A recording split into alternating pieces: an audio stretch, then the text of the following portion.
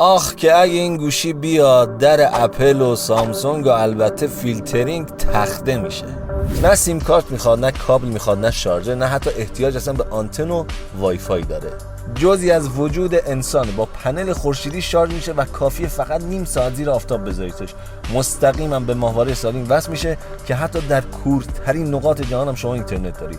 هم میتونی تماس بگیری، هم برسه ایران. فیلترینگ کلا تعطیله.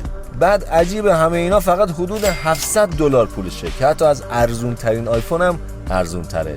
تازه دوربیناش اونقدر قویه که میتونی تصویری شفاف از ماه داشته باشی و یه قابلیت دیگه هم اینه که میشه باهاش رمز ارز استخراج کنی. بله، این گوشیه که ایلان ماسک گفته شاید 2026 ارزش کنن و در توییتی هم اعلام کرده اپل نگران آینده باش.